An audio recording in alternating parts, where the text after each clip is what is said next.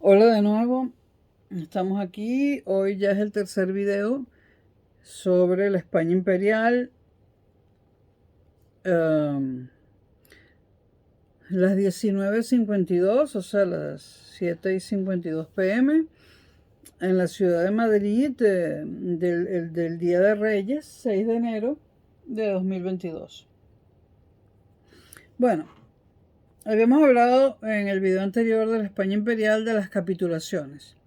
Un documento que es clave en cuanto a en cuanto a las colonias americanas en España, perdón, las colonias españolas en América. No sé qué me pasa hoy. Es una escritura legal imprescindible y ya hablamos de eso en el video anterior. Bueno, retrocedamos un poco porque estuvimos hablando de Carlos V y de Felipe II y como que nos adelantamos demasiado, ¿no? Y ya matamos a la reina Isabel. Bueno, hablemos un poco de la trayectoria de Colón. Cristóbal Colón, en el año de 1486, llega por primera vez a la corte de Castilla. Ya dijimos que había tratado de obtener financiamiento de otros reinos, ¿no? Pero la primera vez que llega a la corte de Castilla es en 1486. Y se rechazan sus propuestas, porque no había buenas condiciones en ese momento en Castilla, porque Castilla estaba gastando mucho dinero en la guerra con Granada. Pero Colón regresa a la corte en 1491 y en ese momento Fernando e Isabel cambian de opinión respecto al el proyecto que les plantea Cristóbal Colón. Sobre todo Isabel cambia de opinión. Y el proyecto se manejó como un proyecto de Castilla, es decir, de Isabel. Isabel pensó, si Colón tenía éxito en llegar a las Indias o a Asia por la vía de Occidente, eso significaría una ventaja sobre los portugueses, por un lado. Podría haber muchas riquezas. Y en esto estaba de acuerdo Fernando, pero para Isabel esto implicaba una continuación de la cruzada contra el Islam, porque si Castilla llega primero a Asia y a la parte oriental de Asia que los turcos, o moros, o musulmanes, como los queramos llamar, no es exactamente lo mismo, pero a efectos de estos videos se pueden usar las tres terminologías. Incluso yo diría los árabes. Bueno, bueno, si Castilla llega primero a las Indias y a la parte más oriental de las Indias antes que los turcos, puede cristianizar a un montón de gente que pueda haber allí antes que los turcos, y eso sería un paso más un éxito más en la guerra entre cristianos y musulmanes, ¿no? Entonces, para Isabel, la continuación, o sea, el proyecto de Colón era la continuación, el proyecto de Colón era, igual que para Fernando, consolidar para Castilla una posición superior a la de Portugal, muy superior, y además obtener riquezas, por supuesto, si encontraban oro, especies, lo que fuera, ¿no? Pero para eso en eso estaban de acuerdo Isabel y Fernando, pero para Isabel, la empresa de Colón, él la veía como una continuación de la cruzada, ella, perdón, la veía como una continuación de la cruzada contra el Islam. Es decir, una misión cristiana en Oriente.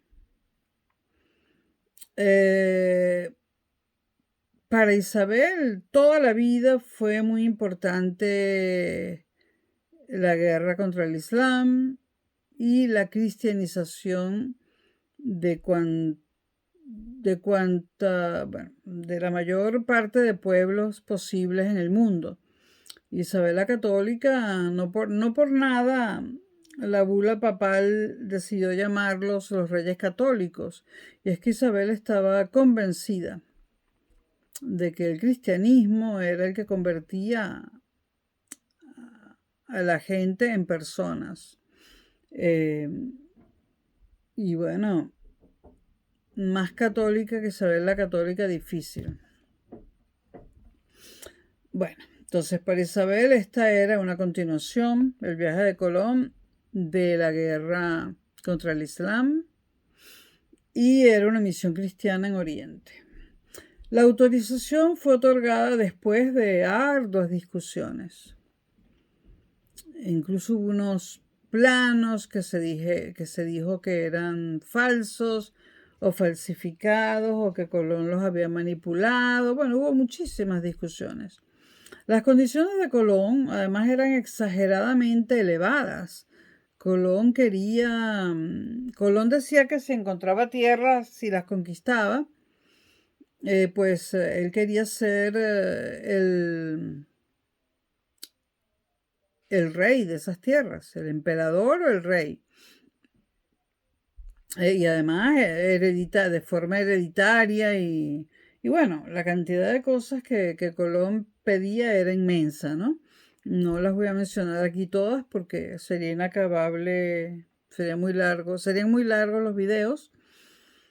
El caso es que finalmente Colón se tuvo que contentar con el título hereditario de Gran Almirante y los diezmos de las mercancías y productos de los nuevos territorios.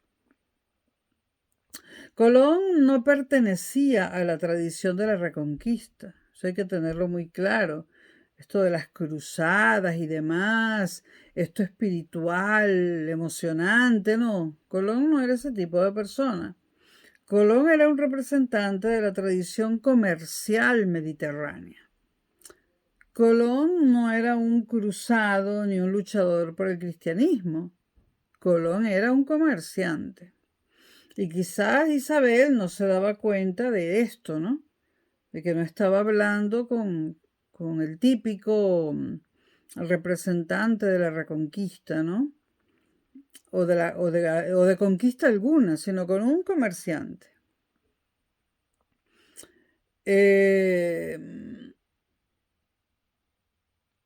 Colón era un comerciante y Castilla lo veía como un guerrero, porque era la forma. Castilla llevaba siglos viendo a quienes dirigían sus proyectos como guerreros, y no se daba cuenta que en el caso de Colón estaba hablando con un comerciante, por decirlo así. Bueno, la conquista. En 1506 muere Colón, o sea, empiezo por la muerte. 2 años después que la reina Isabel, que muere en 1504.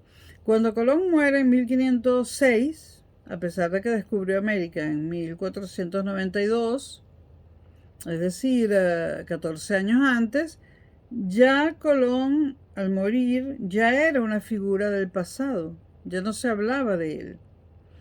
Sus intentos de colonizar la Española, donde hoy están isla, que hoy está repartida entre Haití y República Dominicana. Bueno, sus intentos de colonizar la Española y de establecer un monopolio comercial allí habían fracasado a finales de 1498. Él quería establecer un monopolio comercial en la Española. Y además era un lugar estratégico para algo así, para algo como un monopolio comercial, ¿no? Geográficamente era estratégico por su posición frente a Europa y frente a América. Pero el establecimiento de ese monopolio comercial que Colón quería hacer en la Española fracasó a finales de 1498. Entre 1499 y 1508 salieron muchas expediciones de España, ¿no? Enviadas a reconocer la costa norte de Sudamérica y establecían la existencia de un continente americano.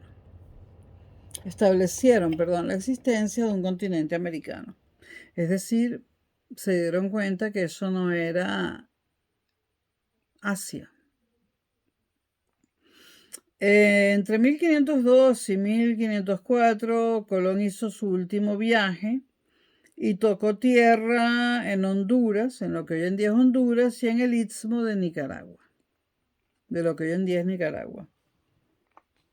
A partir de 1508, el proceso de descubrimiento empezó a cambiar. 1508. La española, hoy en día República Dominicana más Haití, la española se hallaba por completo bajo control español, valga la redundancia. Proporcionaría a España una base para futuras expediciones para el descubrimiento y conquista de Cuba y las Antillas. En 1519 ocurren las primeras tentativas. Núñez de Balboa, por cierto, hay una estación del metro de Madrid llamada Núñez de Balboa. Núñez de Balboa había avistado el Pacífico 6 años antes. Y el descubrimiento de Panamá en 1519 dio a España el control del Istmo y su primera base en el Pacífico.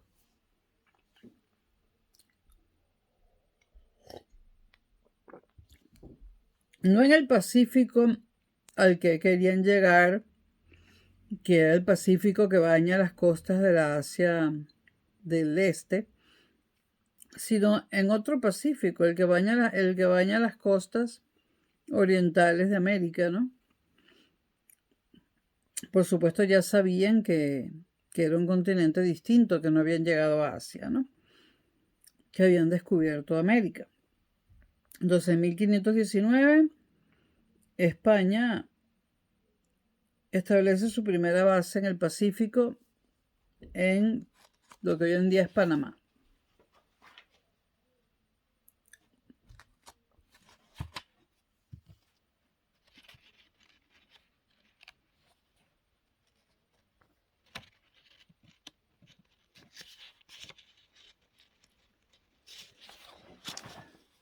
De 1519 a 1540 se da la fase final de la conquista y España gana su gran imperio americano. Ya en 1540 España era la dueña de América, salvo la parte que le tocó a Portugal. Entre 1519 y 1540 consolida su propiedad, sus territorios en América, sobre la ruina de dos imperios autóctonos, los aztecas y los incas. Esto según la visión de John Eliot. Hay otras visiones muy distintas y sobre todo hay visiones muy distintas entre los historiadores latinoamericanos. Esto más bien visto desde el punto de vista de los historiadores ingleses. Sobre la ruina de dos imperios autóctonos, repito, los aztecas y los incas. La gente me dirá, pero había más, había los toltecas y tal, sí, pero eso en otros videos que sean más bien sobre América, que no se llamarían la España imperial, sino la América colonial o algo así. Bueno, la conquista del primer imperio azteca de México fue emprendida desde Cuba en 1519 por Hernán Cortés. Y unos años después, un tiempo después, Pizarro destruye el imperio de los incas. En 1531 sale de Panamá y a pesar del trayecto y lo montañoso del lugar, aniquila en 2 años el imperio incaico. Hernán Cortés acaba con los aztecas y Pizarro con los incas. Por supuesto, esto se desarrollará en videos posteriores, ¿no? Y hacia 1540, la gran época de la conquista había pasado ya todo había sido conquistado. El avance hacia el interior de Chile fue detenido por la feroz resistencia de los indios araucanos. Indios a los que todavía hoy se les tiene miedo, por cierto. En toda Sudamérica, exceptuando Brasil, la presencia española era contundente. Creo que lo dije en otro video, en 1494, el Tratado de Tordesillas le otorgaba a Brasil a los portugueses. Fue un tratado firmado por España y Portugal. Bueno, Cortés aniquiló el imperio de Montezuma con 600 soldados y 16 caballos, nada más. Y Pizarro acabó con los incas con 37 caballos y 180 hombres. Bueno, bueno, estas cifras, claro, uno no tiene las fuentes porque ni siquiera ni siquiera los autores de estos libros tienen las fuentes de estas cifras, ¿no? Pero bueno, John Eliot afirma que los aztecas eran unos 6 millones y la ciudad de Tenochtitlán tenía 200.000 habitantes, muchos más que cualquier ciudad europea de la época. Sin embargo, Cortés, con solamente 600 soldados y 16 caballos, somete a los aztecas. Uno se pregunta, ¿a tantos millones de personas? Por supuesto que esas cifras de cuántos indios había o no había, referidas a los aztecas, a los incas, a los toltecas, etc., son cifras difíciles de precisar. Para los historiadores europeos, por ejemplo, en el caso de los aztecas, la cifra de 6 o 7 millones, mayormente 7 millones respecto a los aztecas, es la cifra que manejan casi todos los historiadores europeos. Y manejan también lo de los 600 hombres de Cortés y sus 16 caballos, ¿no? Los historiadores latinoamericanos, dependiendo de la ideología política, manejan cifras distintas. Eduardo Galeano, que bueno, para una persona seria, Galeano no es ni historiador, ni narrador, ni poeta, ni nada, es un bolchevique, es un panfletario. Bueno, Galeano manejaba unas cifras enormes, ¿no? Cientos de millones, ¿no? De indios. Un genocidio cometido por 4 españoles, ¿no? Y, por ejemplo, frente a las cifras de Galeano están las cifras del muy serio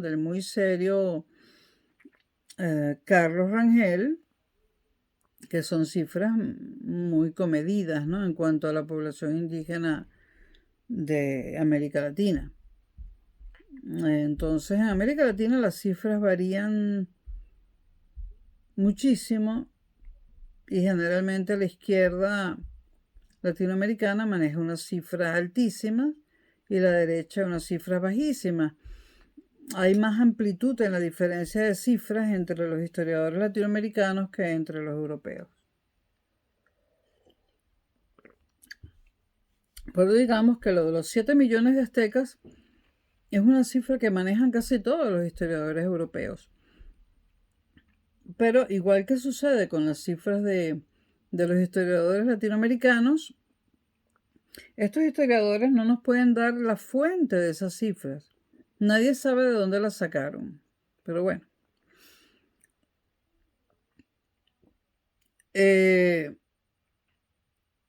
Entonces, repito, a Cortés aniquiló el imperio de Montezuma con 600 soldados y 16 caballos, y Pizarro a los incas con 37 caballos y 180 hombres. Los conquistadores, ¿quiénes eran? ¿Qué tipo de persona era? Pues generalmente eran castellanos, o sea, habitantes de Castilla. Sobre todo de Andalucía y Extremadura, que en ese momento pertenecían a Castilla y eran Castilla. Hoy en día no.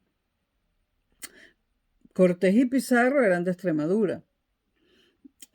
América, hay que tenerlo claro, era legalmente una posesión castellana, no aragonesa, no catalana, no española.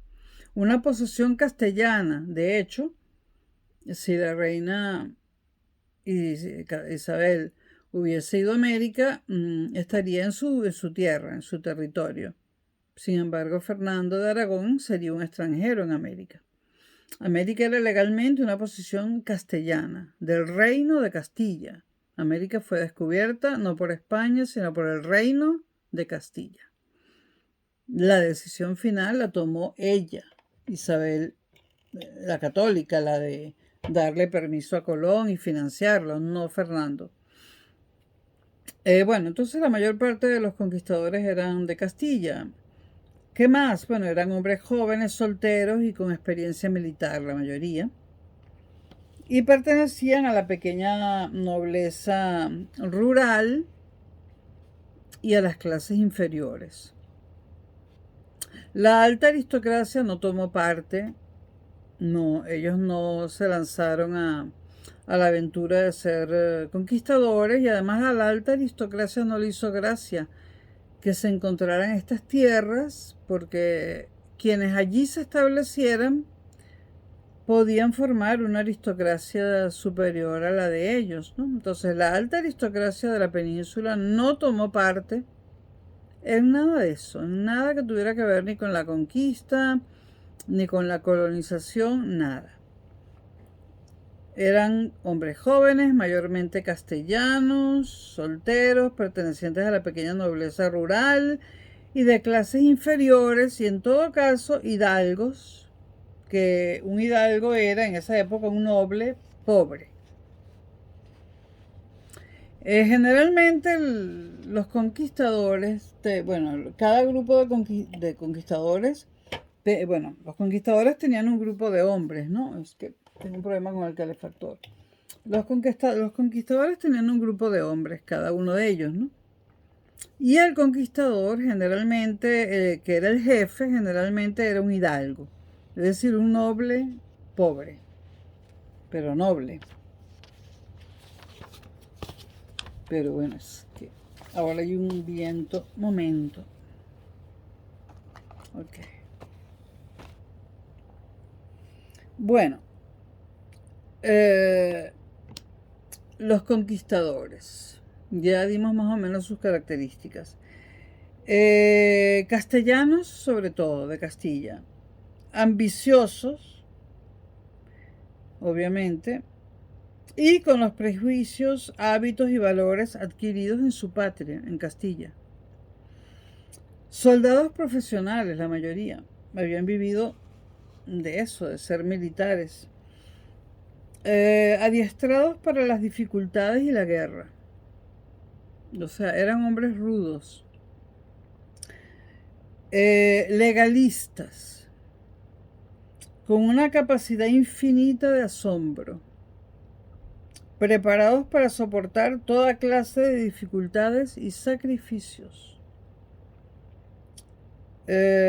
Sus motivos, los de los conquistadores, eran servir a Dios, a su majestad,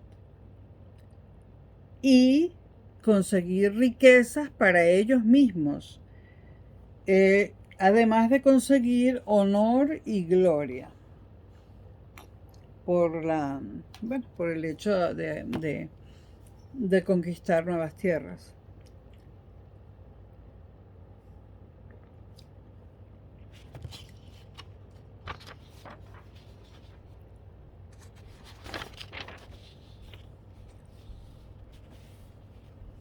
No lo apago. Perdón, tengo aquí un problema. Bueno, la colonización. ¿Cómo se hacía la colonización? Primero viene la conquista, tú te apoderas de las tierras, luego tienes que colonizarlas. Bueno, en primer lugar había que tomar posesión del país, del territorio, totalmente. En segundo lugar había que colonizarlo. En tercer lugar había que construir las ciudades. En cuarto lugar había que sujetar a los indígenas a unos sistemas determinados por los españoles. Es decir, hacer la sujeción de los indígenas a unos sistemas, unas leyes determinadas por los españoles.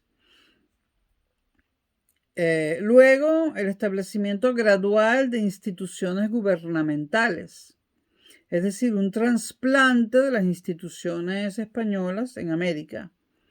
Y luego un trasplante de los modos de vida españoles en América. La primera tarea del jefe de una expedición, era la de recompensar a sus seguidores, a sus hombres. El primer repartimiento, porque se hablaba de repartimientos, se hacía después de la conquista y era provisional. La división definitiva del botín se hacía cuando el país estuviese efectivamente ocupado y controlado. La tierra fue distribuida entre corporaciones y particulares. Los dirigentes del Nuevo Mundo fundaron ciudades tan pronto como pudieron. Se aseguraron de su reconocimiento legal por parte de la corona, esto era un requisito, y colocaron a sus propios seguidores en los cargos municipales clave, a hombres que los habían acompañado en la aventura de la conquista. En el aspecto institucional, estas ciudades eran réplica de las de la Castilla medieval. Los edificios principales eran los mismos, la catedral, el ayuntamiento y la prisión, que daban a la Plaza Mayor. En Caracas, por ejemplo, lo que ustedes llaman Plaza Bolívar fue construida por los colonizadores y se llamaba Plaza Mayor. Y sigue intacta. Cosa rara en Caracas, que han tumbado todo lo hecho por España, ¿no? Pero la Plaza Mayor, hoy en día Plaza Bolívar, está intacta. Entonces los edificios principales eran los mismos que en España. El ayuntamiento, la catedral y la prisión quedaban a la Plaza Mayor, pero la urbanización era más racional y más espaciosa que la que había en la España medieval, o en la Castilla medieval, perdón. Su jurisdicción se extendía, o sea, la jurisdicción de las ciudades, a la comarca que las rodeaba, y los cabildos, una figura muy importante en el quehacer americano, en la vida de los americanos a partir de la conquista y de la colonización. Entonces, los cabildos o consejos municipales eran corporaciones extraordinariamente poderosas, cuya independencia daba a los municipios cierto aspecto de ciudad-estado. Con estos cabildos trató de determinar, estos cabildos fueron atacados por los Borbones cuando sustituyeron a los Austrias. Este fue uno de los motivos de las ansias de independencia de los criollos, es decir, de los españoles americanos. Los Borbones en América cometieron todos los errores, uno tras otro. Los Borbones lo que hicieron fue tirar América, o sea, tirar el imperio, derrumbarlo, destruirlo. Los Borbones, y esto es historia, destruyeron el imperio español. Lo destruyeron.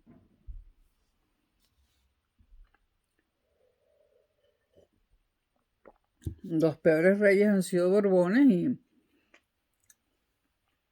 y su gestión ha sido la peor si los comparamos con todas las demás casas reales que han gobernado España. Si se perdió América, se perdió por culpa de los Borbones. Los Austrias, por ejemplo, nunca osaron meterse con los cabildos y permitían que los españoles americanos tomaran sus propias decisiones. Por lo tanto, la figura de los cabildos la vamos a mencionar mucho, sobre todo cuando lleguen los Borbones. Bueno, entonces la jurisdicción de las ciudades, repito, se extendía a la comarca que las rodeaba, y los cabildos o consejos municipales eran corporaciones extraordinariamente poderosas que le daban a la ciudad un aire de ciudad-estado, ¿no? Las ciudades eran los centros de una población colonial. Los habitantes de las ciudades querían vivir como castellanos, querían tener las costumbres de Castilla, la gastronomía de Castilla, la forma de vestirse de Castilla, etc. Eh, dependían del campo, que era cultivado por una población india sometida. O sea, su subsistencia dependía del campo, cultivado por una población india sometida. El problema de la jurisdicción en América era a la vez moral y material. Los españoles solo podían subsistir en el Nuevo Mundo mediante la explotación del trabajo de los nativos en el campo y en las minas. Esto suscitó el problema de los derechos de España en el Nuevo Mundo. El Papa Alejandro VI promulgó su famosa bula de 1493, que establecía una línea de demarcación entre las esferas de influencia de España y Portugal, y que confirmaba el estatus de los nuevos territorios como feudo papal administrado por la corona española. O sea que realmente eran los cristianos, era la religión la dueña de América. Colón envió a la patria, cuando se habla de patria, hablando de Colón, se está hablando de España, porque fue quien financió sus viajes, o de Castilla, mejor dicho. Colón envió a Castilla cargamentos de indios para ser vendidos como esclavos, y esto produjo la protesta de los teólogos. Y la reina se rebeló contra Colón. La esclavitud de los indios fue prohibida de modo formal en el año 1500. Cuando la reina Isabel vio a estos indios delante de ella, amarrados y con cadenas, se ofuscó. Esto lo dicen todos los testigos de la época y esto es información que se va transmitiendo de forma escrita y de forma oral, ¿no? La esclavitud de los indios fue prohibida en 1500. Muy pronto, porque recuerden que Colón en su primer viaje llega a América en 1492. 8 años después, la esclavitud de los indios es prohibida. Duró poco tiempo porque no empezó en 1492, sino cuando ya cuando ya eso estaba colonizado. Se hizo vital una solución al problema de reclutamiento de mano de obra no esclava. Está también la figura de la encomienda, que es muy importante en la América española. La encomienda se daba consistía en darle a cada conquistador un número determinado de indios para llevar a cabo trabajos a su servicio mientras eran cristianizados. Y para cristianizarlos, pues en 1523, por ejemplo, llegaron los franciscanos a México. En 1526 llegaron los dominicos. En 1533 llegaron los agustinos. Y en 1559 había unos 800 mendicantes en México. Y solo 500 clérigos seculares. Los misioneros eran escogidos entre la élite de las órdenes religiosas.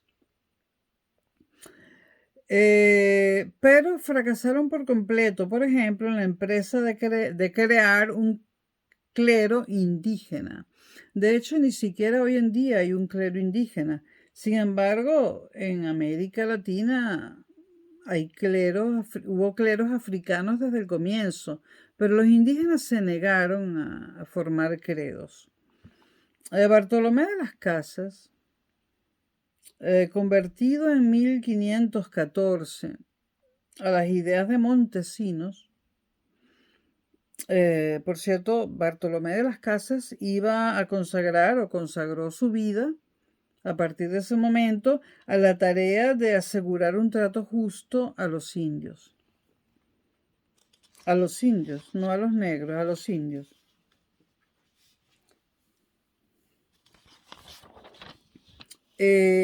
porque al asegurarle Bartolomé de las Casas un trato justo a los indios, condena a los negros.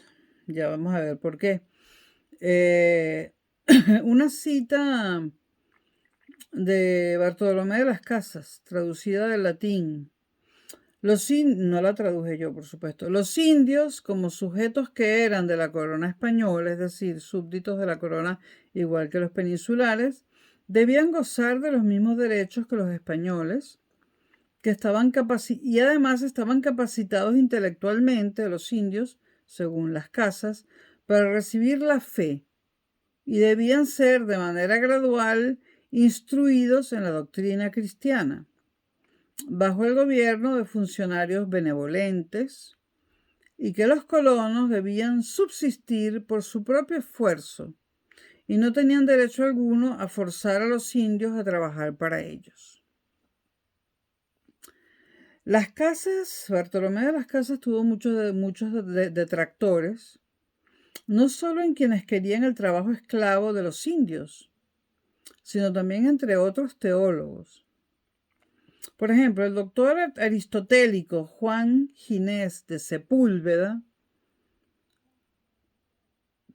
para quien la doctrina aristotélica de la esclavitud natural era perfectamente aplicable, se rebeló ante Bartolomé de las Casas. ¿Qué decía la doctrina aristotélica de la esclavitud natural? Bueno, Aristóteles decía que si una raza era inferior, pues esclavizarla era una actitud natural, una actitud normal. O sea, entonces, repito, el doctor aristotélico, hubo más detractores, teólogos, o sea, Bartolomé de las Casas tuvo más detractores entre los teólogos, pero estoy nombrando solo a uno, por cuestiones de tiempo, que fue el doctor aristotélico Juan Ginés de Sepúlveda, para quien la doctrina aristotélica de la esclavitud natural era perfectamente aplicable a los indios en razón de su inferioridad. Ginés de Sepúlveda no dudaba de la inferioridad de los indios. A 1530, un real decreto prohibía toda esclavización de los indios en el presente y en el futuro, en 1530. Pero este decreto fue revocado 4 años después y renovado en 1542 en las famosas leyes nuevas.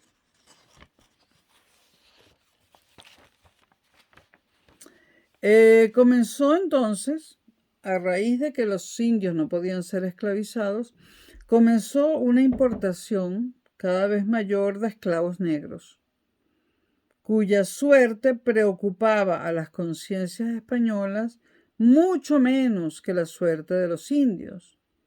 En otras palabras, para España y para el cristianismo, los indios eran personas y por eso las querían cristianizar y los cristianizaron. Pero para los españoles de la época, los negros no eran personas. El trabajo de los indios, que era indispensable, pasó a ser estatal. O sea, porque en un primer momento era indispensable, antes de que llegaran los negros, y para ciertas cosas era indispensable porque los indios conocían el territorio. Entonces el trabajo pasó a ser estatal, pasaron a ser trabajadores del Estado, funcionarios. Trabajaban para el Estado por un sueldo, como un empleado público normal y corriente. Y las encomiendas empezaron a declinar. Esto le convenía a Carlos V, el nieto de Isabel la Católica, un emperador que quería que España luciera como las ideas del siglo XVI, las ideas de la Ilustración, las ideas de los franceses, ¿no? Y de la Ilustración italiana, ¿no? Carlos V quería que esa imagen de la Edad Media española desapareciera y que España se viera como un país, un reino que profesaba las ideas del siglo XVI, ¿no? Entonces le convenía a Carlos V para esto que los indios no fuesen esclavos y además fuesen considerados españoles. eh, eh, Porque así España mejoraba su imagen dentro de Europa, ¿no? Su imagen, porque era el país más poderoso de Europa. Lo que Carlos V quería mejorar era la imagen. Ahora recuerdo lo que Colón quería. Colón quería ser virrey de todas las tierras descubiertas por él y además que ese cargo fuera hereditario. Bueno, entonces, a diferencia de la conquista de los Estados Unidos por parte de los ingleses, España actuó de un modo totalmente distinto, ¿no? España no llamó colonias, no convirtió eso en colonias, como hicieron los ingleses. Los ingleses convirtieron eso en colonias y a cada colonia le quitaban. Cada colonia tenía que pagar, tenía que entregar la mayor parte del fruto de su trabajo a la corona inglesa, ¿no? España lo que hizo fue una cosa distinta, fue ampliar su territorio. España consideró que sus tierras en América eran parte de España, que también se llamarían España, todo era España, todo era el Imperio Español. Segovia era el Imperio Español, Sevilla era Imperio Español y Bogotá era Imperio Español y Ciudad de México también. Y un castellano era español y un indio, digamos, mexicano era español. Entonces, y además copió su estructura organizativa y su estructura institucional, la de la península, la copió en América. De hecho, creó ayuntamientos, ya lo dijimos, ¿no? Etcétera, pero creó virreinatos, cosa que jamás hizo Inglaterra en Estados Unidos. Creó virreinatos, que era la forma cuando un país tenía territorios o tierras alejadas de su capital, pues esas tierras, si consideraba que esas tierras tenían igual importancia que las tierras que rodeaban a su capital, las llamaba virreinatos, ¿no? Y bueno, de hecho, en América hubo el virreinato de Nueva España, creo, Nueva España, ¿no? Que era lo que hoy en día es México. El de Nueva Galicia, que era más o menos donde hoy en día está Guatemala. El virreinato de la Nueva Granada, que era Panamá, que era lo que hoy en día es Panamá, Colombia, Bolivia y Ecuador. El virreinato de La Plata, el virreinato del Perú, que era lo que hoy en día es Perú y el norte de Chile. Y había capitanías generales, como la Capitanía General de Venezuela. Y por ejemplo, aquí en la península había capitanías generales también, como la de Valencia, ¿no? Es decir, que España simplemente se convirtió en un país mucho más grande en territorio, pero consideraba América como parte de ella, no como colonias.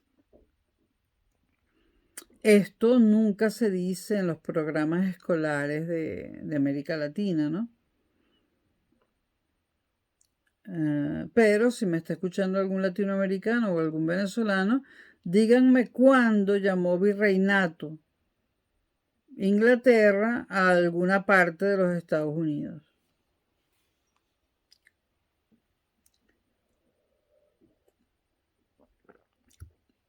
Además, Inglaterra, cuando, Cuando los Estados Unidos se independizan, aún no habían conquistado el oeste de ese territorio.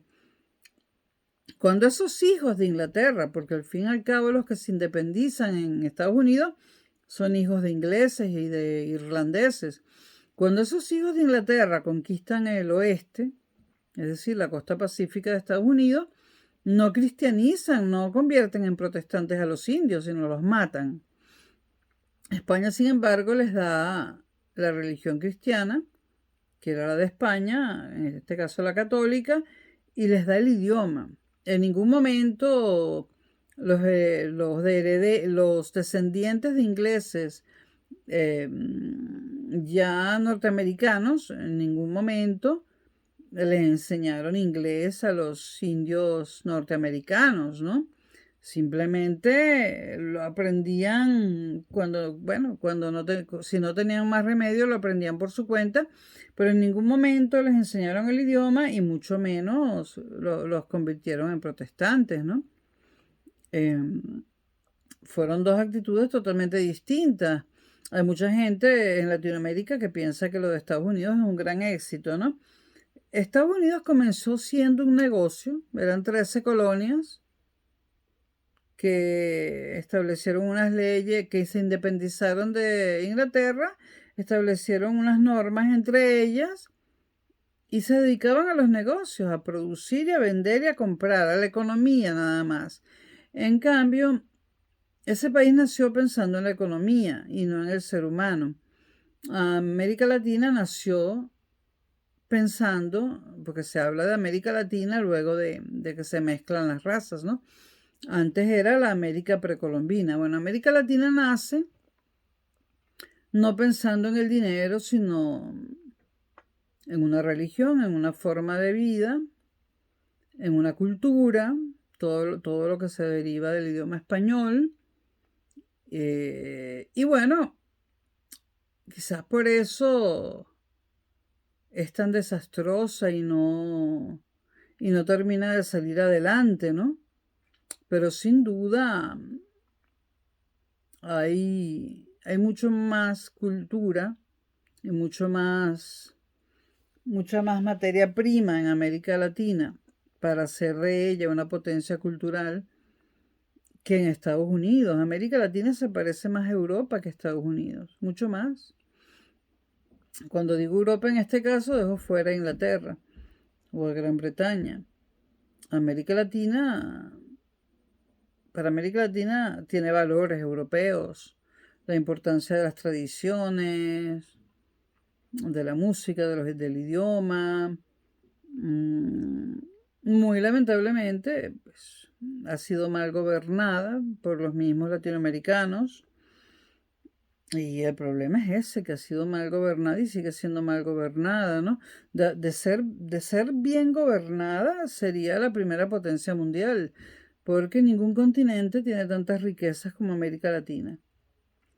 Esto sería para un video de otro canal y se los debo. Bueno, nos vemos, este es el video número 5 de la España Imperial, nos vemos en el número 6. O a lo mejor me da por hablar de otra cosa en el próximo video del canal de historia, ¿no? Bueno, nos vemos próximamente. Madrid, 20:40, las 8 de la noche con 40 minutos. 6 de enero de 2022, Día de Reyes en España. Y yo soy Concha Seijas desde Madrid.